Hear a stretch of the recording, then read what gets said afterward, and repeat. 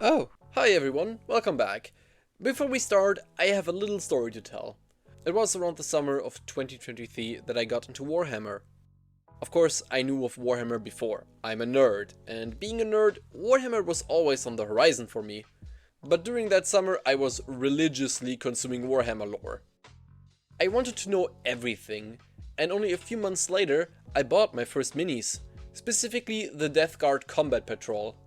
Back then, Death Guard were my favorite faction, and they still are. My collection keeps growing to this day. But, of course, over time, my interests expanded. As much as I love chaos, Die, heretic! what I meant to say is, the Imperium is pretty cool. Especially Space Marines. In my opinion, Space Marines are the coolest thing in Warhammer. I just love me some big dudes in armor. And the thing I love most about Space Marines is your ability to customize them. As an artist, creating my own factions and stories around those factions just gets me excited. It gets me engaged into the hobby a lot more deeply than just playing the game. So, to get to the point, today I want to show you my process for creating my own custom chapter of Space Marines, the Stormhawks. I started the creation process with the search for a pleasing color palette. Now, there are multiple ways of doing this. One would be to just cover your Marines in your favorite color and call it a day. But that is honestly kind of boring. Not that it doesn't work, it just didn't work for me. Especially since my favorite color is purple, so I did the next logical thing and put it on the shoulder pauldrons and the hands, because I think that just looks nice. That was the only guideline I set myself after a few tries of different armor variations. To really visualize that, I used one of these neat coloring pages. You can find these anywhere online, they are quite handy, I highly recommend. I had many different ideas on what the color scheme would look like, and with any project there were good ones and bad ones. After lots of trying, I eventually landed on a metallic look for my base armor. The trim went over easily after that. I tried gold and brass, but using too many metallics felt off, so I just decided to go with a black trim and power pack. Eventually, after trying the color scheme on a real mini, I added the same black coloring to the helmets. And that is how I landed on this color scheme. In terms of just customizing a Warhammer army, I could have stopped here. Because to paint minis, the only thing you really need is a color scheme. But as an artist, I want to go further. I wanted to invest an obscenely large amount of time into this project. So going further, I wanted to decide the soul of the chapter. You might be wondering, what do I mean with a soul? What does the soul of a chapter mean? Excellent question. Let me answer. Every chapter of Space Marines has something that makes them unique. Imperial Fists have their fortification and sternness. Salamanders are friendly puppy lover Marines that hate anything with pointy ears. Black Templars are biblical crusaders with a passionate love for the Emperor. And White Scars are... well... even Ultramarines are unique in the fact that they are the basic Marine. They represent the foundation of what a Space Marine should be, and therefore that makes them stand out. So with all of this variety, what makes my chapter unique? To answer this, I asked myself several different questions about my Marines. Like, what style of combat do they prefer? Which chapter do they originate from? Do they have a homeworld or are they fleet-based? Who is their mortal enemy? The thing is, you can't really make anything new. And especially in a setting like Warhammer, where everyone and their mother has done a custom chapter, it was really difficult to feel like I didn't just slap a new coat of paint on some already well-established chapter.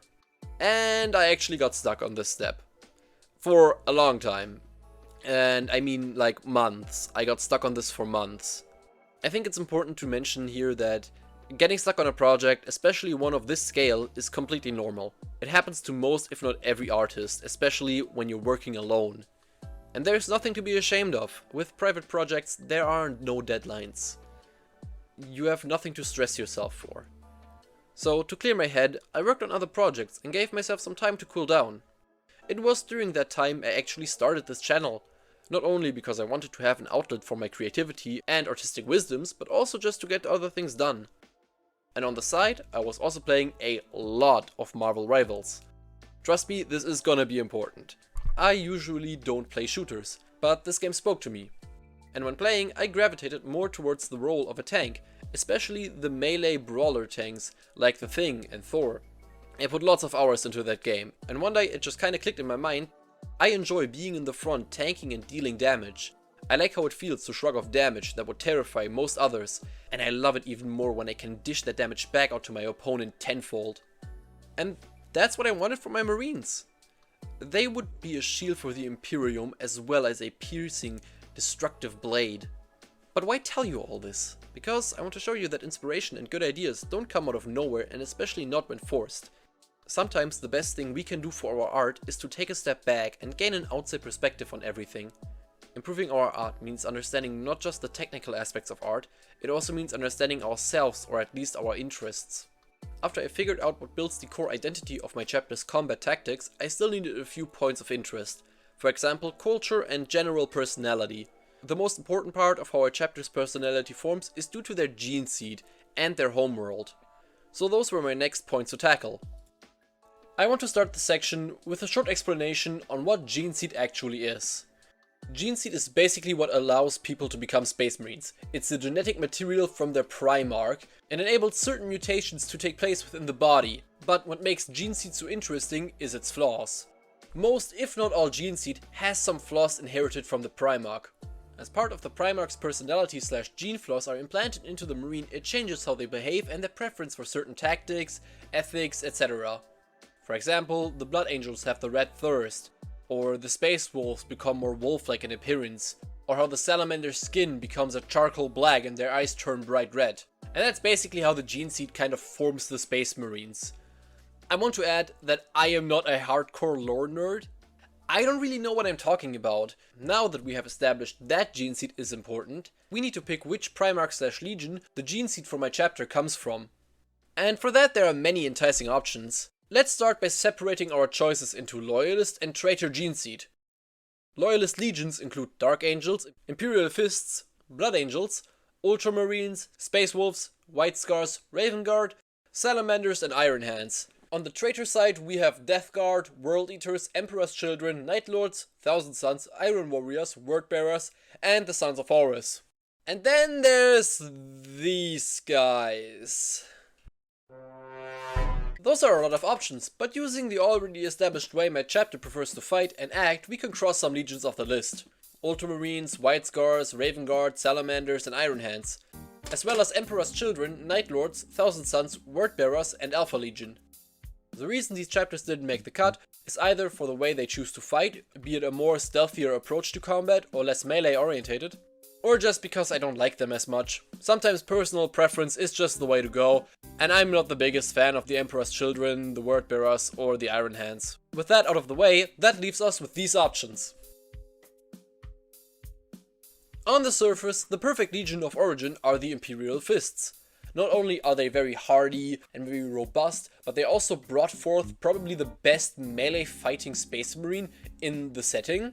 But on the other hand, I think that's kind of boring, not because I dislike the Fists, more like that they are already well established and popular successor chapters of the Imperial Fist, and I just want something more unique. At this point, it would be of little consequence to pick a legion at random, but after a bit of contemplating, I landed on the World Eaters. For one, the idea of a Loyalist chapter having Traitor gene seed opens up many different and interesting options for stories. And secondly, the way the World Eaters operate, or to be more precise, operated during the Great Crusade, is close to the way in which I want my Marines to fight. Of course, with a more structured way of fighting, with a focus on letting the enemy advance into them and then savagely disposing of each and every opponent. With World Eater gene seed, my Marines can be brutal melee combatants while also being dutiful and proud warriors. The World Eaters aren't necessarily my favorite legion, but I felt that they were the best option for my chapter as they provide narrative interest. Now with the gene seed out of the way, we move on to the home world. The Stormhawks live on the death world of... The planet is covered in alpine regions, high mountains that tower into the sky. Massive storms rage across these regions for nearly 90% of the year, making it so that the population lives in domes and underground cities. That and the general lack of sunshine leads to the pale complexion across the population. Of course, mountains also mean valleys. These valleys aren't necessarily safer as they are packed with dense forests. For these forests, I took inspiration from pine and redwood trees, as I felt they were the most brutal looking trees out there. Living within this harsh environment has cultivated resilient and strong wildlife. Large predatory animals roam the mountain peaks and forests. The fiercest being large, flying creatures that live in and around the mountains. They are as large as planes. They are able to fly due to their unique ability to channel lightning into their bodies, thus being mostly unaffected by the storms raging on the planet's surface. The planet barely has any oceans. Most of the water comes from underground pockets or is delivered from off-world by trading ships. Another way I wanted to add to the danger of the planet was to kind of take away water, as water is probably one of the most essential resources for humans to survive. So I decided that the planet barely has any oceans. Most of the water would come from underground pockets or is delivered from off-world by trading ships. As I was creating this world, I was walking into unfamiliar territory. Doing something like this is extremely out of my comfort zone, as an artist and a writer. I struggled extremely with the type of environment that would fit my marines the best. I was experimenting with tropical jungles and a mangrove/wetland environment. And originally I was quite attached to that idea, but unfortunately I remembered that Catachan existed and I just didn't want to repeat an already well-established piece of lore. But now that the homeworld of the Stormhawks is decided, what about their culture? How do they function internally? Well, first of all, the chapter has a large amount of chaplains. They serve the traditional role of a chaplain, that being a warrior priest and a spiritual figure. But they also take up roles as archivists. The chaplains keep records of great battles and of specific special kills. But what is a special kill? Remember when I said the homeworld has a large amount of dangerous animals? The Stormhawks take pride in the hunt of these creatures. To officially be allowed on off-world missions, an Astartes neophyte has to slay one of these creatures. The ones that slay the strongest creatures may even have the chance to be put in charge of squads once they ascend to the rank of Battle Brother. The hunts aren't just initiation rituals, they serve as a way for the marine to practice to control their anger and bloodlust. Through the hunt of dangerous animals, they learn to focus this anger towards threats instead of things like civilians. Another aspect of the Stormhawks is that they are in the habit of collecting trophies. They collect the hide, the teeth, or often just straight up the skulls of what they kill. I know, World Eaters, Geneseed, skull collecting, yeah. They do not believe in medals or other ways of honoring someone. They believe that the greatest prestige comes from the things you kill. They do not adorn themselves with gold, rather they adorn themselves with the bones of their enemies. The Stormhawks also employ psykers, but they don't really call them psykers. They refer to them as Stormcallers, and they serve little purpose outside of battle. A Stormcaller holds generally zero power over his battle brothers. They are simply another branch of the chapter, made specifically for magic. I took heavy influences from the idea of the paladin stereotype, a larger-than-life warrior fighting against evil and for the people. Embodying the fury and bloodlust of such warriors whilst also being a shield for the weak was very important for me. Because I don't want my marines to be the exclusive good guys in the setting. Of course, Warhammer 40k is a grimdark setting, and the Imperium aren't the good guys. No one is. For me, that's the appeal. The Stormhawks are still brutal. They still do a lot of bad, grimdark shit. But that's why I like the idea of them trying their best to be noble warriors, but ending up as brutal butchers more often than not. Like the Blood Angels, or more specifically, I forgot their name. What's their name? Oh god, what's the name? Oh, it's like, what was it like? Yes, Flesh Terrors. Think of the Blood Angels, or more specifically the Flesh Terrors. A common theme up to now has been that of hunting and of nature, and that theme fits really well with the Tyranids. Well, less the nature theme, but the hunting theme. It also helps that they are by far the greatest threat to the 40k universe, and therefore quite abundant. Tyranids also have a very weird and specific benefit as the chosen enemy for the Stormhawks. They make for great trophies, and I think that's neat for a character design perspective.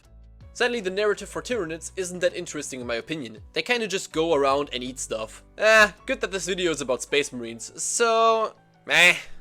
In addition, Space Marines fighting Tyranids is just cool. And I will create many drawings of Tyranids getting beat up by big buff Space Knights. We're almost at the end now. The Stormhawks are mostly finished. But to make a chapter legitimate, there's one thing that stands above everything else. What does every chapter have in common? That would be the Chapter Master. The Chapter Master is probably the most important character in any chapter of Space Marines. The Chapter Master embodies the culture and spirit of the chapter. He stands atop as the ultimate warrior. The logical conclusion is that I needed to create my Chapter Master before any other character. So what does the Chapter Master need to become the ultimate Stormhawk? He needs heavy armor. But what could I use for that? What type of armor do Space Marines use that is known to be extremely defensive and is an absolute presence on the battlefield? Alright, Gravis armor. Heresy. Yeah, there really wasn't another choice of armor for my chapter master. Terminator armor is probably the most iconic type of armor in Warhammer, and it perfectly embodies the philosophy behind the Stormhawks. I briefly considered putting him into Centurion armor, but it just didn't feel right. Keep the Centurion armor in mind, because we will get back to this. The question that was left is, what type of Terminator armor would my chapter master use? Because there are 3 types of Terminator armor, which I would say are all pretty well known. We have the Tartaros armor, the Indomitus armor, and the Cataphractii armor. There are lots of arguments for each pattern of Terminator armor, and at this point it comes down to preference. And I prefer Indomitus armor, mainly because it's a jack-of-all-trades armor, boasting strong defenses, but not crippling the wearer's movement entirely. Also, it's by far the easiest to kitbash with existing models, and I want to eventually kitbash my Marines into an actual army, so I wanted to choose a design that would transfer well into an actual miniature. Doing this was actually really great, because it set certain guidelines I needed to follow with my character design. It definitely limited what I could do. But are limits necessarily bad? No, limits help us find direction and purpose. Having a white canvas in front of you with nothing to guide you leads directly to art block and frustration. Speaking of frustration, I am not very fond of the standard Terminator helmet. It's fine when used for infantry, but I don't think these helmets fit for characters, as most Terminator characters either wear no helmet or a different helmet. And as someone who doesn't really like to draw faces all that much, I needed to find an alternative. I couldn't use the standard Space Marine helmet as it's just too iconic and thus doesn't fit Terminator armor very well. Now, remember when I mentioned that we'll get back to the topic of Centurion armor?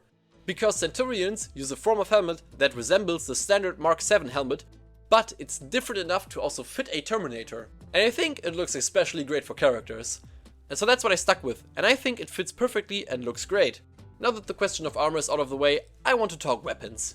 Usually the weapons of the chapter master bear great significance. Examples include, but are not limited to, Logan Grimnor's axe, Marneus Calgar's power fists, Tyberus's power chain claw fists, etc. All of these weapons have great stories tied to them, so the choice of weapon is very important here. I was playing around and trying various options. The only thing that was clear to me was that I didn't want my chapter master to just have the standard Terminator weapons.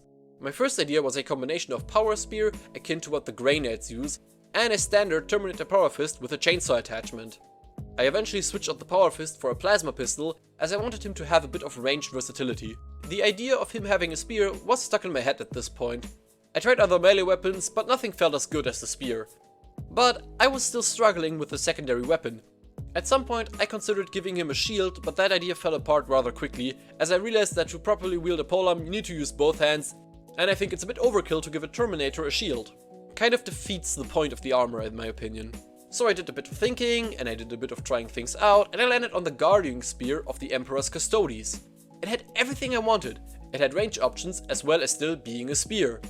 I eventually switched from the standard variant to the one with the melter attached, because I thought it was more fitting for the chapter master who specializes against Tyranids. Lastly, I added a wrist-mounted Stormbolter, just because I thought it was cool. And that's another thing that's worth keeping in mind. Adding things to a character design because you think they're cool is not wrong and will most of the time enhance the drawing. I always take care to make my drawings at least a bit self-indulging, as it helps me maintain a positive workflow. I hope you enjoyed this video. It's obviously very different from my other content, and it serves as a little experiment. So if you enjoyed this and want to see more, let me know. As always, I want to thank you for watching, and I hope I can see you in the next one. Bye bye!